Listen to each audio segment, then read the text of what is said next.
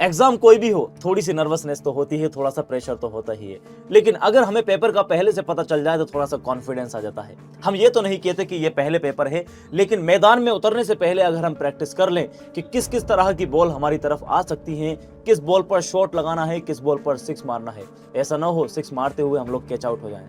तो आज मैं आप सभी बच्चों के सामने लेकर आ चुका हूं कुछ अच्छे अच्छे क्वेश्चंस, जिससे आपको थोड़ी बहुत हेल्प मिलेगी और आप खुद का एनालिसिस कर सकते हैं कि आप अभी तक कितने पानी में हैं। बेटा टेंशन मत लीजिए, योर पेपर इज हेयर। आपका कॉन्फिडेंस थोड़ा सा बूस्ट अप करेगा। उससे पहले हम आपको बताएंगे कि आपके सामने जो पेपर आने वाला है उस पेपर की शक्ल कैसी होगी। सबसे पहले बेटा तू पेपर की शक्ल को देख लेना। जब पेपर की शक्ल देख लेगा तो ऐसा पेपर तेरे को एग्जाम में मिलेगा, तू बोलेगा हाँ सर शक्ल सेम थी, तो तुम्हारे अंदर कॉन्फिडेंस अपने आप ही बूस्ट हो जाएगा। मैं सबसे पहले लेकर आ चुका हूं आप लोगों के सामने फर्स्ट पेज। आपको कुछ इस तरह दिखाई देगा जहां पर कुछ लाइनें लिखी होंगी। मेन इंपॉर्टेंट बात, आपको पेपर कितने मार्क्स का? 70 मार्क्स का। कितने मार्क्स का भाई? 70 मार्क्स का। टाइम दे रखा है 3 घंटे लगेंगे। उसी के साथ इस बार आपके लिए एक बेनिफिट मिला है, उसका फायदा उठाना। फायदा कब उठाओगे? जब आप लोग स्ट्रेस फ्री रहोगे, रिलैक्स रहोगे और एक बढ़िया माइंडसेट और स्मार्ट वर्क के साथ चलोगे। वो मैं आपको बताऊंगा। आपके पास में आएगा कि भाई कोई भी 60 मार्क्स आप अटेम्प्ट कीजिए, कोई भी 60 मार्क्स। वो अटेम्प्ट कैसे करना है इसका भी मैं आपको बताऊंगा। उसके अलावा 60 मार्क्स ही आपके कितने हो जाएंगे? 70 के बराबर मान लिए जाएंगे। अगर आपने कोई भी 60 मार्क्स का पेपर कर दिया तो वो 70 के इक्विवेलेंट माने जाएंगे। लेकिन 60 मार्क्स का आप एकदम कट टू कट सही करने चाहिए। क्लियर है? Yes sir. उसके बाद आपको section A B C D 4 तरह के सेक्शन दिखाई देंगे। सबसे पहले जिस तरह आप देख सकते हो एमसीक्यूज होंगे। एमसीक्यूज के बाद होंगे आपके पास में वेरी शॉर्ट क्वेश्चंस, फिर होंगे शॉर्ट क्वेश्चंस, फिर होंगे सेक्शन डी। सेक्शन डी में सबसे बढ़िया बात यह है कि हमारे पास चॉइस आती है। तो सेक्शन डी में मुझे लगता है शायद 15 मार्क्स आपके कहीं भी नहीं कटने वाले, क्योंकि सेक्शन डी के अंदर चॉइस आएगी तो चॉइस को आप छोड़िएगा मत।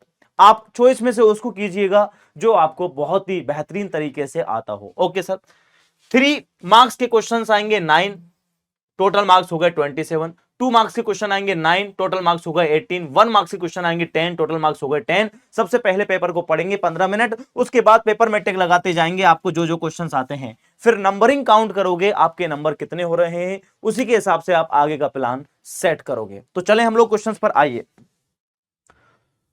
ओह भाई सैयद आमिर अहमद, अच्छा ये लिख दिया, क्या बात है भैया। चैप्टर नंबर 1, मैं आपके पास में चैप्टर 1 कुछ एमसीक्यूज लेकर आया हूं, इनकी प्रैक्टिस कीजिएगा। यूनिट ऑफ इलेक्ट्रिक चार्ज क्या होती है? कूलम, है ना। अगला, Coulomb's law give force between, किस किस के बीच में बताता है? दो चार्ज बॉडीज के बीच में फोर्स बताता है। अगले क्वेश्चन की हम बात करते हैं, आइए। The force between 2 point charges is inversely proportional to r square. यहां पर अगर आपसे पूछे डाइपोल मोमेंट वाला तो केपी अपॉन आर क्यूब, वो आपको पता है ना। एक क्वेश्चन से आप 3 क्वेश्चंस बनाने चाहिए, ये मेरी स्ट्रेटजी रहेगी। क्या बात समझ रहे हो आप? Yes sir. अगला क्वेश्चन, इलेक्ट्रिक फील्ड कैसी क्वांटिटी है? Scalar quantity. अब मैं आपको बताता हूं, जब आप इस पेपर को सोल्व करोगे तो मेथड क्या होगा। इलेक्ट्रिक फील्ड कैसी क्वांटिटी है? सर वेक्टर क्वांटिटी है। इलेक्ट्रिक फील्ड इंटेंसिटी का फॉर्मूला आना चाहिए ई बराबर एफ अपॉन क्यू, और पॉइंट चार्ज की वजह से इलेक्ट्रिक फील्ड आना चाहिए के क्यू अपॉन आर स्क्वायर। इस तरह आप एक क्वेश्चन के साथ उसके आसपास का एरिया सारा घूमोगे तो मैं बता रहा हूं पेपर में आप पूरे नंबर ला सकते हो जितने का आ रहा है। अगला question, total charge isolated sphere पर कितना होता, आइसोलेटेड सिस्टम में कितना होता है? कंजर्व रहता है। अगला क्वेश्चन हो गया बस खाली यहां पर, यही क्वेश्चंस मैं आपके लिए लेकर आया हूं। Chapter number 2, electrostatic potential and capacitance, फटाफट से देखते जाइए, कर पाओगे। ऐसा unit of potential difference volt. Energy store in a capacitor, हाँ sir sir sir sir sir derivation इसका नहीं है, इसका केवल फॉर्मूला है हाफ CV स्क्वायर, फॉर्मूला याद रखना है। अगला question, capacitance increase with, capacitance कैसे इंक्रीज होता है? Sir C is equal to A epsilon naught upon D, इससे याद रखिएगा आप पूरा। Okay sir. Potential at a point due to a point charge is proportional to, point charge की वजह से बोल दिया इनवर्सली प्रोपोर्शनल टू आर। मैं फिर कह रहा हूं, एक क्वेश्चन के इर्द गिर्द आप कम से कम 3-4 क्वेश्चंस का राउंड लगाओगे, आपके लिए आसानी होगी। हालांकि ज्यादातर क्वेश्चंस तो मैं आपको दे ही दूंगा। पैरेलल प्लेट कैपेसिटर में एनर्जी, ये अभी सैंपल पेपर में भी हमारे पास में इलेक्ट्रिक फील्ड में स्टोर होती है। Chapter number 3, current electricity, Ohm's law, V बराबर IR, रजिस्टिविटी की यूनिट, कंडक्टिविटी किस पे डिपेंड करता है, एमीटर को कैसे कनेक्ट किया जाता है, सीरीज में या पैरेलल में? सीरीज में। चैप्टर नंबर 4, चैप्टर नंबर 4 की बात करें, SI unit of magnetic field क्या होती है? टेस्ला। और B बराबर आपको याद होना चाहिए क्या सर? F upon QV। Okay sir जी। अगला, force on stationary charge magnetic field, stationary charge पर फोर्स कितना होता है? जीरो। दूसरा कब होता है? जब थीटा जीरो या 180 डिग्री होता है तो भी फोर्स जीरो होता है। Theta 0 degree, theta 180 degree, force क्या होगा बेटे? जीरो हो जाएगा। Okay sir ji. Path of a charge particle moving perpendicular, perpendicular में पाथ कैसा होगा? हमेशा सर्कुलर। ये हम आपको बता चुके हैं ना। वेलोसिटी का फॉर्मूला कबर में। हाँ सर। अगला, magnetic field never, magnetic field हो या इलेक्ट्रिक फील्ड हो, दे विल नेवर इंटरसेक्ट, वो कभी भी आपस में इंटरसेक्ट नहीं करेंगे। बहुत बढ़िया सर, अच्छा लग रहा है। मैग्नेटिज्म एंड मैटर, धड़ाधड़ चलते जाओ। मैग्नेटिज्म एंड मैटर बहुत ही आसान चैप्टर है, छोटा चैप्टर है। इसमें मैंने आपको पहले ही कहा यूनिट्स के बारे में आपसे पूछ लेता है। यूनिट्स क्या है भैया? Magnetic dipole moment ampere into metre square. Loop की वजह से याद रख लो आप तो निया बताया था मैंने, एन बराबर निया। हाँ सर। अब freely suspended magnet always, freely suspend magnet always कहां जाती है? नॉर्थ पोल डायरेक्शन में। इसका मतलब कौन सी प्रॉपर्टी? Directive property. और repulsion is a sure test, repel करते हो तो आपको पता चल जाता है हाँ भाई ये सीन ये बन रहा है। बट ये वाले तो मैंने आपको बताए थे। नेगेटिव ससेप्टेबिलिटी किसकी होती है? डायामैग्नेटिक की। पैरा और फेरो की, दोनों की पॉजिटिव होती है। Clear sir? ओके सर जी। अगला question, chapter number next, electromagnetic induction. Faraday's law, Faraday's law किससे रिलेटेड है? इलेक्ट्रोमैग्नेटिक इंडक्शन से। अगला क्वेश्चन, लेंज लॉ किसको फॉलो करता है? एनर्जी कंजर्वेशन को। इसको एक्सप्लेन भी आपको करना होगा। पास लाता हूं तो दूर भगा देती है, दूर लाता हूं तो पास बुला लेती है, सिंपल सी बात। इंड्यूस्ड ईएमएफ किसके बराबर होता है? माइनस के D phi upon D T. यहां पर एन लिख दोगे तो नंबर ऑफ टर्न्स आ जाएगा। Okay sir ji. SI unit of inductance, inductance किसके बारे में बताया? Henry.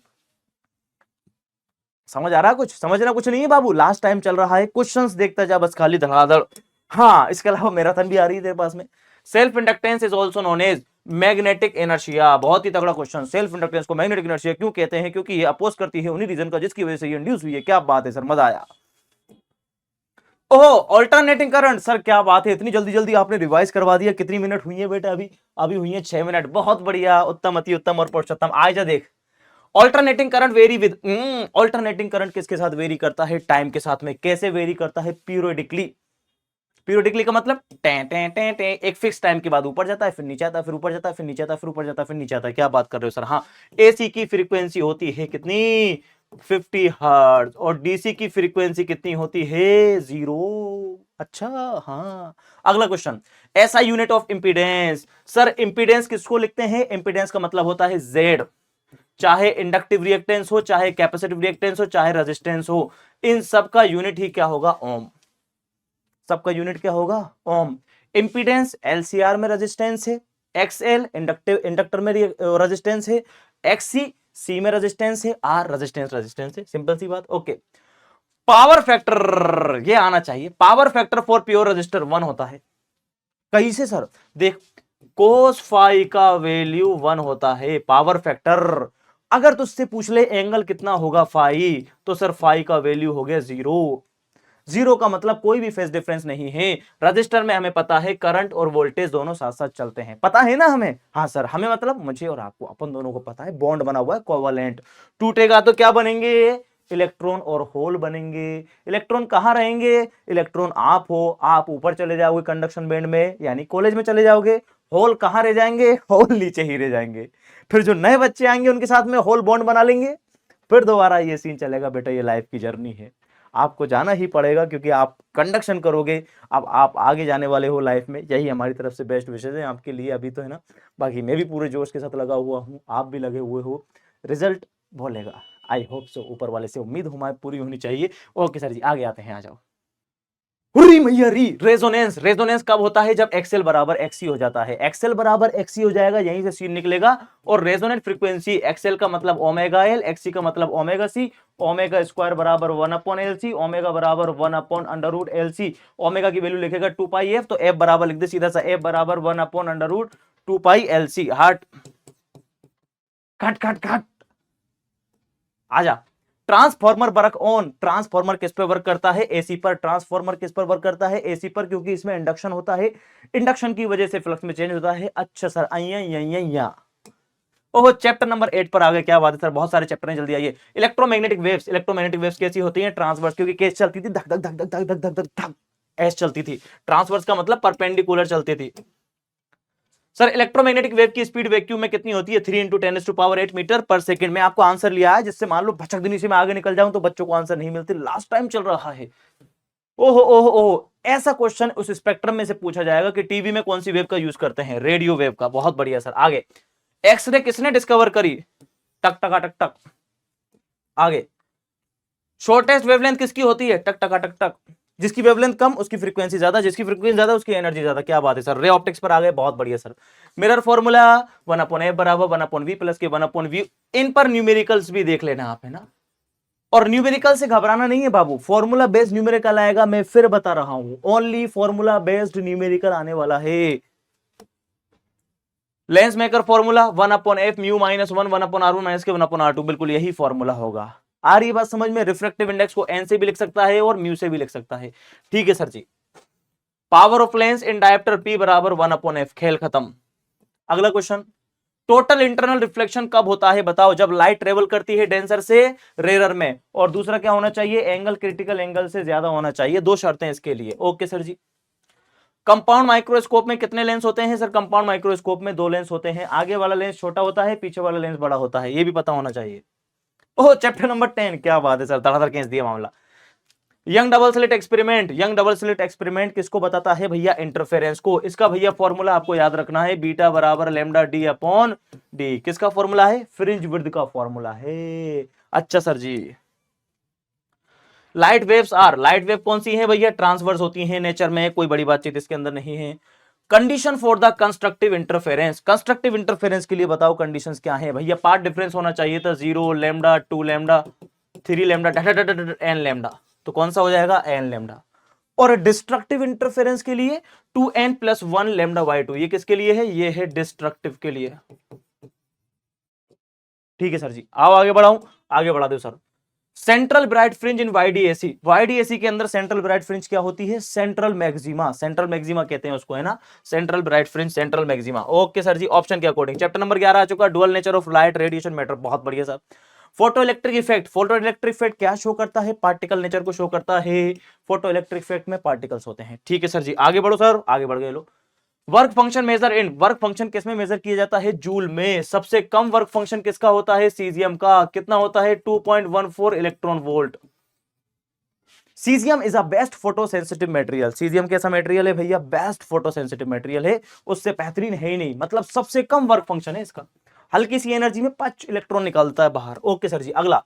Electron emission depend, electron emission किस पे डिपेंड करता है? फ्रीक्वेंसी पर। उस फ्रीक्वेंसी को कौन सी फ्रीक्वेंसी कहते हैं? Threshold frequency. कौन सी फ्रीक्वेंसी कहते हैं sir? Threshold frequency. New node से रिप्रेजेंट किया जाता है, टी नोड बराबर एच न्यू नोड या फिर फाई नोड बराबर एच न्यू नोड। कहानी खत्म। आइंस्टाइन की फोटो इलेक्ट्रिक इक्वेशन याद होनी चाहिए सर। ये क्या दे दिया? अब देख, ऑप्शन अलग दे दिए तो सोचेगा सर ये क्या हो गया, कुछ भी नहीं हुआ। Einstein photo electric equation phi is equal to phi naught plus K maximum, यही था। हाँ सर, सर फाई की जगह हम लिख सकते हैं H nu is equal to phi naught plus K maximum. Yes sir.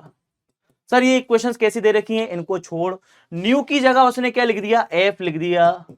Phi note की जगह उसने फाई लिख दिया, प्लस के मैक्सिमम की जगह के मैक्सिमम लिख दिया। तो एप्रोप्रिएट इक्वेशन कौन सी मानी जाएगी? ये वाली मानी जाएगी। आ रही बात समझ में? ऑप्शन कभी कभी घुमा दे तो कंफ्यूज मत होना। ऐसी सिचुएशन में हमें ओ मैया ये का आगो आओ, जस्ट रिलैक्स एंड काम। काम रहोगे, गहरी सांस लोगे, सोचोगे, फिर इधर देखना, मैं आपके पास बैठा हुआ हूँ, मैं कहूंगा बेटा लिख दे, तू लिख देना, समझ रहा है? Yes sir. लिख देगा ना? हाँ सर लिख दूंगा। आजा। डी ब्रोगली वेवलेंथ लैम्डा बराबर h/p, कहां चला गया? ये रहा। De Broglie wavelength lambda is equal to h/p। इनको मैटर ऑफ वेव्स भी कहते हैं। क्या कहते हैं? Matter of waves. इस पे क्वेश्चन आ सकता है, सुन ले। हालांकि मैं तुझे मैराथन में कराने वाला हूं, बट पूरा फॉर्मूला याद रख लेना। लैम्डा बराबर h/p, h/mv, h/√2me या फिर h/√2mqv। ये वाला v क्या है? वोल्टेज। सारी चीजें आप लोग याद रखोगे इसमें, ना। जिराफ भी पूछे तो जिराफ बना देना, lambda inversely proportional to P का जिराफ आएगा इसमें। ठीक है सर। आइटम, आइटम के बारे में आ गए। रदरफोर्ड मॉडल फेल हो गया भैया, रदरफोर्ड मॉडल फेल हो गया एक्सप्लेन करने में। क्वेश्चन आ जाता है, what are the drawbacks of the Rutherford model? Rutherford model भैया स्पेक्ट्रम नहीं बता पाया, दूसरा स्टेबिलिटी नहीं बता पाया, दोनों के बारे में ही नहीं बता पाया। तो इसका मतलब ये लिखा हुआ, दोनों ही हमारे पास में हो जाएंगे, बोथ ए एंड बी। अगला है Bohr theory explain. Bohr theory ने क्या एक्सप्लेन करा भैया, एक एटम की बात करता था, हाइड्रोजन हीलियम प्लस और लिथियम डबल प्लस, तो हाइड्रोजन एटम की बात करती है बोर थ्योरी। बोर के 3 पोस्टुलेट है ना, एनर्जी ऑफ nth ऑर्बिट, शायद हो सकता है ये आपने केमिस्ट्री में पढ़ा हो, एक क्वेश्चन है एक्स्ट्रा में आ गया तो मैं डिलीट कर रहा था, फिर मैंने कहा चलो पढ़ा रहने दो, बच्चों को हल्का हल्का याद आ जाएगा। क्लियर है, आ जाओ। Emission spectrum occurs, emission spectrum कब अकर्स होता है बताओ, जब इलेक्ट्रॉन हायर एनर्जी लेवल से लोअर एनर्जी लेवल में आता है तो एनर्जी को एमिट करता है। फॉल्स टू लोअर ऑर्बिट, जब वो लोअर एनर्जी लेवल में आएगा तो एमिशन, और ऊपर जाएगा तो एब्जॉर्प्शन। एब्जॉर्प्शन में कुछ भी नहीं मिलता है हमारे को ना। Next, angular momentum of electron is quantized. Angular momentum पता है ना आपको, L बराबर NH/2 किसका है ये, बोर का सेकंड पोस्टुलेट। L का मतलब होता है MVR, NH/2। ठीक है सर जी, अगला क्वेश्चन आइए। ओह न्यूक्ली आ गया, nuclei. Mass defect, mass defect किसको बताता है, बाइंडिंग एनर्जी को। जितना ज्यादा मास डिफेक्ट उतना ज्यादा स्टेबल, और बाइंडिंग एनर्जी किसको बताती है, स्टेबिलिटी को। मास डिफेक्ट, बाइंडिंग एनर्जी किसको बताएगी भाई, स्टेबिलिटी को। बाइंडिंग एनर्जी पर न्यूक्लियन को भी आपको अच्छे से देखना है, इसमें बाइंडिंग एनर्जी मास डिफेक्ट 2 ही क्वेश्चन बनते हैं, मुझे ऐसा लगता है बस खाली। फ्यूजन, ओहो ओहो हो, फ्यूजन किस पे भैया, large energy, fusion large energy को बढ़ता है। अब लेस कर दिया क्या, सॉरी। फ्यूजन का मतलब होता है जुड़ना, फ्यूजन पर क्या बेस्ड है बेटा, हाइड्रोजन बम। अभी आपको याद है अमेरिका के राष्ट्रपति ने कह दिया था अभी कि भाई हम हाइड्रोजन बम पर परीक्षण करेंगे, इसके लिए कंडीशन चाहिए। लोग बोल रहे ऐसे कैसे कर लोगे, ऐसा कैसे हो सकता है, क्यों, क्योंकि इसके लिए बहुत हाई टेम्परेचर चाहिए। तो लोग सोच रहे हैं कहां से लाएगा हाई टेम्परेचर, अब पता नहीं उन्होंने कोई टेक्नोलॉजी बना ली हो तो, बट याद रख लेना हमारे काम का सवाल क्या है, फ्यूजन किस पर डिपेंड है, हाइड्रोजन बम पर। और हाइड्रोजन बम के लिए क्या चाहिए, हाई टेम्परेचर चाहिए। ऐसा नहीं कि बना दिया फ्यूजन भैया, नहीं नहीं नहीं नहीं। ओह ये वाला आ गया, सेमीकंडक्टर हैव कंडक्टिविटी, अरे ये तो बच्चों वाली बात है यार, हटा। अगला क्वेश्चन, इंट्रिंसिक का अबे यार क्या बच्चों वाली बात दे दी, हटा। पी टाइप सेमीकंडक्टर, पी का मतलब पॉजिटिव, पॉजिटिव में क्या रहेंगे, होल। जेना डायोड अभी डिलीट हो चुका है, बात याद रख लेना, वोल्टेज रेगुलेटर की तरह इसका यूज करते हैं, अभी डिलीट हो चुका है ना ये, बट मैंने एक क्वेश्चन डाल दिया तो डला ही रहा। ओह क्या भाई कोट लिख दिया, यस सर, आया कॉन्फिडेंस, यस सर। मैंने आपको क्या बताया, लगभग हम लोगों ने एक एरा बनाया, एक फॉर्मेट बनाया, ये रहा। अब आपको मैंने एक छोटा सा सर्कल आपको बना के दिया है, ये रहा छोटा सा सर्कल तुम्हारे भाई का। अब इस पर कौन सा बच्चा कितना बड़ा सर्कल बनाएगा वो उसके ऊपर डिपेंड करता है। ये लिखा हुआ है, success comes to those who prepare, जो तैयार होते हैं सक्सेस भी उन्हीं को मिलती है। तो मैं उम्मीद करता हूं आप सभी बच्चे तैयार हैं, हार नहीं मानने वाले हैं, आप सभी बच्चे एकदम रेडी हैं। सर अब तो जाना ही पड़ेगा, उस सिचुएशन में आपको एग्जाम देने नहीं जाना। अब मैं आपको कुछ मेजर क्वेश्चन दे देता हूं, आइए चैप्टर वाइज। यस बेटा आ जाओ, अब आएंगे हम लोग किस पर, सब्जेक्टिव क्वेश्चंस पर आने वाले हैं। आप किस पर आएंगे, हम लोग सब्जेक्टिव क्वेश्चंस पर आएंगे, ठीक है भैया, यस सर। देखो सुनो, सब्जेक्टिव क्वेश्चन में क्या करना है बेटा, हमारे को कुछ भी नहीं करना, सिंपल सी बात है। नंबर 1, पहले आप लोग देखोगे कूलम्ब्स लॉ का वेक्टर फॉर्म। यहां मैंने कुछ क्वेश्चंस यहां पर लिखे हैं, अगर आप देखना चाहो तो एक बार देख लीजिएगा। किसी बच्चे को लगे सर यार ये क्वेश्चंस ज्यादा है, नंबर ऑफ क्वेश्चंस आपने ज्यादा दे रखे हैं, तो इससे पहले हमने एक वीडियो बनाया था जिसका नाम था पेपर पैटर्न करके है कुछ, वहां मेरी बीच में फोटो लग रही है, यहाँ 85% लिखा हुआ है, वहां 15%, कुछ ऐसे लिखा हुआ है। इससे कुछ दिन पहले ही वीडियो मिल जाएगा आपको, वहां मैंने आपको 20% सिलेबस बता रखा, केवल वो पढ़ के आप 80% मार्क्स ला सकते हो। ये हमारे पास कुछ क्वेश्चंस होंगे, स्क्रीनशॉट लेना चाहें तो स्क्रीनशॉट आप लोग ले सकते हैं। बाकी हम लोग पीछे से स्टार्ट करेंगे। अब हम लोग कहां से स्टार्ट करेंगे सर, पीछे से स्टार्ट करेंगे। आइए सेमीकंडक्टर के अंदर से, What is the difference between conductor, insulator and semiconductor? Semiconductor, insulator, इसके अंदर हमें डिफरेंस बताना है। दूसरा है पीएन जंक्शन डायोड का फॉर्मेशन। तीसरा आता है बेटा फॉरवर्ड वाइज, रिवर्स वाइज, मैं आपको फिर बता रहा हूं, इसमें रेक्टिफायर और आप कर लेना, उसको भी काहे को छोड़ो। ये वाला चैप्टर हर एक बच्चे का होना चाहिए। ये चैप्टर कैसा होगा, इजी, ये इजी है। जिन्होंने अभी तक कुछ नहीं पढ़ा वो इस वाले चैप्टर से स्टार्ट करेंगे। जीरो टू हीरो सीरीज देखो, ये वाला चैप्टर निपटाओ, अदरवाइज मैं आ रहा हूं मैराथन से लेकर। अगला न्यूक्लियाई वाला चैप्टर मार्क आपके इजी है, इजी। इसमें से ये तीनों questions, mass defect, binding energy आपको निपटाना है। दूसरा आइसोटोप, आइसोबर, आइसोटॉन, इसको एक बार देख भी सकते हो, इसको आप नहीं भी देखो तो कोई दिक्कत नहीं। पहला और तीसरा, ये दोनों क्वेश्चंस इंपॉर्टेंट है हमारे पास। शायद एडिट वाली पीडीएफ नहीं डल पाई, ओके कोई बात नहीं, मैं क्वेश्चन डिलीट कर देता हूं। आइए देखते जाइए फटाफट से। Number 1, describe Rutherford atomic model और लिमिटेशन। लिमिटेशन का मतलब होता है इसकी कमियां। इसमें आएगा बोर का hydrogen atomic model, yes sir. उसके अलावा कुछ एक्सप्रेशन है हमारे पास में, रेडियस का, वेलोसिटी का और एनर्जी का, तीनों एक्सप्रेशन आपको आने चाहिए। नहीं आते होंगे तो कल मिलते हैं, आ जाइए क्लास के अंदर। क्लियर है? ये वाला क्वेश्चन अगर आप छोड़ भी दे तो कोई भी दिक्कत वाली बात नहीं है, तीनों क्वेश्चन आपके होने चाहिए। उसके बाद आते हैं डुअल नेचर रेडिएशन मैटर पर। इसमें कुछ कुछ चीजें आपको याद रखनी है। नंबर 1 फोटो इलेक्ट्रिक इफेक्ट और इसके लॉज बताने हैं मेरे को। फोटो इलेक्ट्रिक इफेक्ट क्या है, इसके लॉज बताओ। इसमें आइंस्टाइन की फोटो इलेक्ट्रिक इक्वेशन ये हम कर चुके हैं, शायद आप समझ गए। वर्क फंक्शन के साथ में इसमें थ्रेशोल्ड फ्रीक्वेंसी की डेफिनेशन भी आपको आनी चाहिए। अच्छा एडिट वाली नहीं लगी, कोई बात नहीं। थ्रेशोल्ड फ्रीक्वेंसी की definition. Right the characteristic of photo electric emission, ये इसी के अंदर आ गया, फोटो इलेक्ट्रिक एमिशन के अंदर ही आ गया है ना ये कैरेक्टरिस्टिक का मतलब, ये इसी में आ गया, तो इसको डबल से देखने की जरूरत नहीं है, वही वाला क्वेश्चन है। Explain de Broglie hypothesis, de Broglie hypothesis last question होगा। अगले क्वेश्चन की हम बात करते हैं।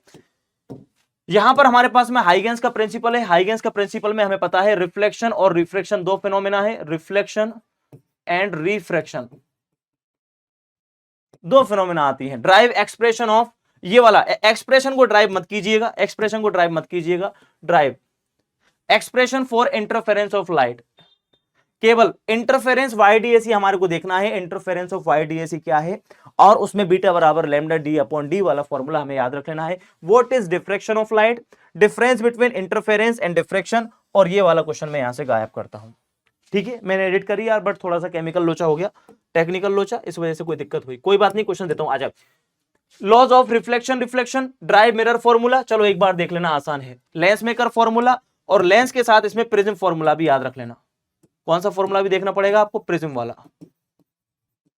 Yes sir.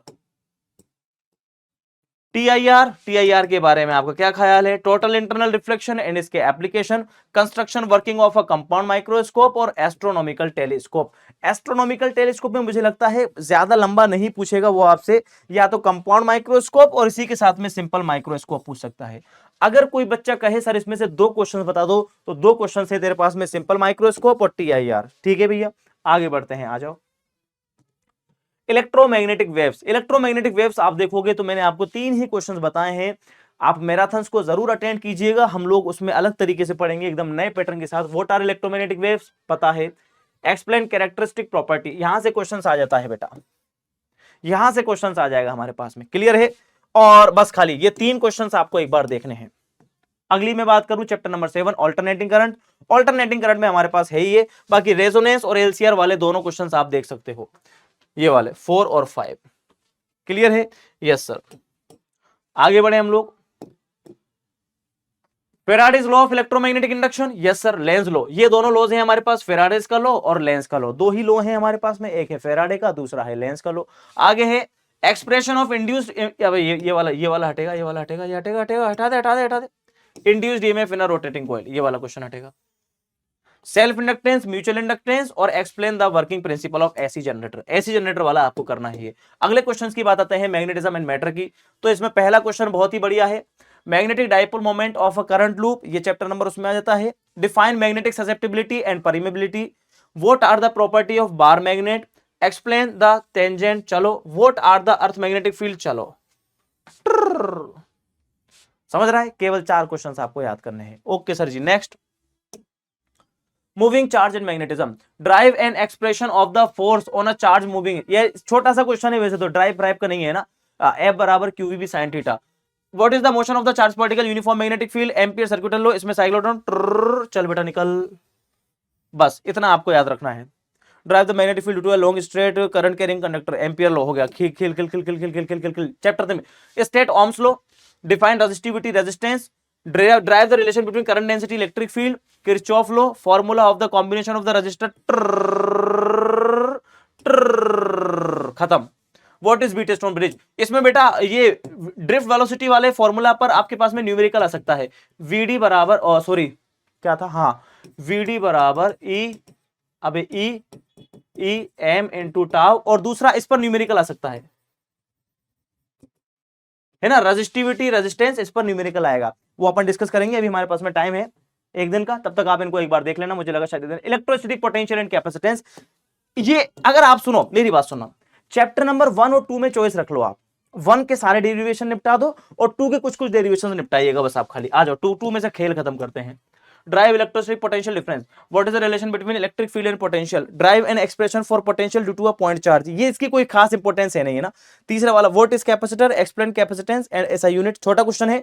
Drive the formula of the equivalent capacitance series and parallel, what is the energy store in a capacitor, what is, ओ यार अच्छे क्वेश्चन है, सारे ही बढ़िया क्वेश्चन है। Question number next, Coulomb's law और ये तो बेटा आपको करने ही है। समझ में आ रही है बात? फिर भी अगर आप चाहो कि सर हमारे को बस थोड़ा सा कम पोर्शन ही मिले, तो उसके लिए बेटा हम यहाँ पर तैयार हैं, कोई टेंशन की जरूरत नहीं है। बाकी आपकी मैराथन शायद आ रही है, वीडियो पता नहीं कब है, तैयार हो जाना, तैयारी हम कराएंगे। ये तो कुछ कुछ चीजें थी जो शायद आप लोगों ने जितनी तैयारी की होंगी, आई होप उसी के हिसाब से आपके लेवल पता चल रहा होगा कि आपको हमारा लेवल अभी कहां पर है। अभी हमारे पास दिन है, बढ़िया सी प्लानिंग, बढ़िया सी स्ट्रेटजी बताओ।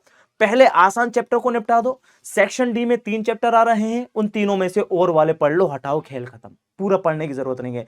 Short questions, very short questions तो मैं एमसीक्यू के चलते फिरते ही करवा दूंगा। वेरी शॉर्ट क्वेश्चंस और शॉर्ट क्वेश्चंस में तुझे बता रहा हूं 2 मार्क्स के और कम मार्क्स के क्वेश्चन तो एमसीक्यू के आसपास ही घूमेंगे तेरे क्वेश्चंस, ठीक है? तो मेरी तरफ से आप सभी बच्चों के लिए बेस्ट विशेष हैं, ऑल द बेस्ट बेटा सभी के लिए। पेपर को अच्छे से कीजिएगा, इतना मैं आपसे कहना चाहता हूं। हम आपके साथ हैं, आपके पेरेंट्स की दुआएं हैं और आपकी कड़ी मेहनत है। लग जाओ शिद्दत से, जोर लगा दो, बी पॉजिटिव, हमारा साथ आपके साथ है, ठीक है बेटा? Thank you so much.